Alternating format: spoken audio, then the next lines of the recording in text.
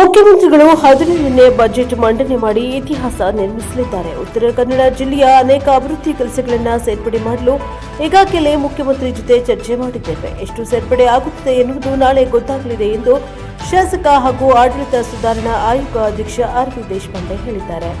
ಅವರು ಜೊಯ್ಡಾ ಪದವಿ ಕಾಲೇಜು ಸಭಾಂಗಣ ಮತ್ತು ಕೊಠಡಿಯ 1 ಕೋಟಿ ಕಾಮಗಾರಿ ಉದ್ಘಾಟಿಸಿ ಮಾತನಾಡಿದರು. ಜೊಯ್ಡಾ ತಾಲೂಕು ಪ್ರವಾಸೋದ್ಯಮ ಆಕರ್ಷಣೆಯ ಕೇಂದ್ರವಾಗಿದೆ.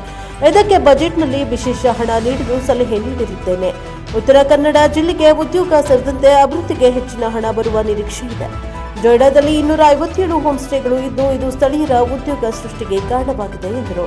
ಜೊಯ್ಡಾದಲ್ಲಿ ಶಿಕ್ಷಣ ಮೂಲಭೂತ ಸೌಕರ್ಯಗಳಿಗೆ ಮೊದಲ ಆದ್ಯತೆ ನೀಡಲಾಗಿದೆ. ಪಾಲಕರು ತಮ್ಮ ಮಕ್ಕಳನ್ನ ದೂರದ ಪಟ್ಟಣಕ್ಕೆ ಶಿಕ್ಷಣಕ್ಕೆ ಕಳುಹಿಸದೆ ಈ ಕಾಲೇಜಿನಲ್ಲೇ ಕಲಿಸಬೇಕು. ಮುಂದೆ BBA, MBA ತರಗತಿಗಳು ಪ್ರಾರಂಭವಾಗಲಿದೆ. ಶಿಕ್ಷಣಕ್ಕೆ ಮೊದಲ ಆದ್ಯತೆ ನೀಡಬೇಕು. ಹತ್ತಿರದಲ್ಲಿ ಬಡವರ ಮಕ್ಕಳ ಶಿಕ್ಷಣಕ್ಕೆ ಈ ಕಾಲೇಜು ಹೆಚ್ಚು ಉಪಯುಕ್ತವಾಗಿದೆ. ಗುಣಾತ್ಮಕ ಪ್ರೊಫೆಸರ್ ಇದ್ದಾರೆ. ಇದರ ಲಾಭ ತಾಲೂಕಿನ ಜನರಿಗೆ ಸಿಗಬೇಕು ಎಂದರು. ಇಲ್ಲಿನ ಬುಡಕಟ್ಟು, ಕುಣಬಿ, ಗೌಳಿ, ಹಾಲಕ್ಕಿ, ಮರಾಠ ಜನರು ಈ ನಿಸರ್ಗ ರಕ್ಷಣೆಗೆ ಕಾರಣರಾಗಿದ್ದಾರೆ. ಪರಿಸರದ ಜೊತೆಗೆ ಅವರ ಅಭಿವೃದ್ಧಿಯೂ ಅಷ್ಟು ಮುಖ್ಯವಾಗಿದೆ ಎಂದರು.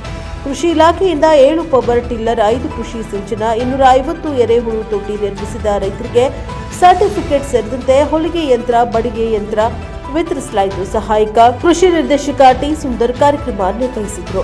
ತಹಶೀಲ್ದಾರ್ ಮಂಜುನಾಥ್ ಮುನ್ನೊಳ್ಳಿ, ಇಒ ಭಾರತಿ ಎನ್, ಹರೀಶ್ ಕುಮಾರ್, ಗೃಹ ಮಂಡಳಿ ಕಾರವಾರ, ಜ್ಯೋತಿ ಉದಯ, ಗೃಹ ಮಂಡಳಿ ಬೆಳಗಾವಿ, ಬ್ಲಾಕ್ ಕಾಂಗ್ರೆಸ್ ಅಧ್ಯಕ್ಷ ಮಾರುತಿ ಪಾಟೀಲ್, ಕೆಪಿಸಿಸಿ ಸದಸ್ಯ ಸದಾನಂದ ದಬ್ಬಗಾರ, ಕಾಲೇಜು ಸಮಿತಿ ಸದಸ್ಯರು ಗಜೇಂದ್ರ ಗಾಂಧೆ, ವಿನಯ್ ದೇಸಾಯಿ, ರವಿ ರೆಡ್ಕರ್, ಪ್ರಸನ್ನ ಗೌಡ, ಸುಭಾಷ್ ವೇಳಿಪ್ಪ, ಮಂಜುನಾಥ್ ಮುಕಾಶಿ, ಅಂಜಲಿ ರಾಣಿ ಪ್ರಿನ್ಸಿಪಾಲೆ ಪ್ರಾಸ್ತಾವಿಕವಾಗಿ ಮಾತನಾಡಿದರು.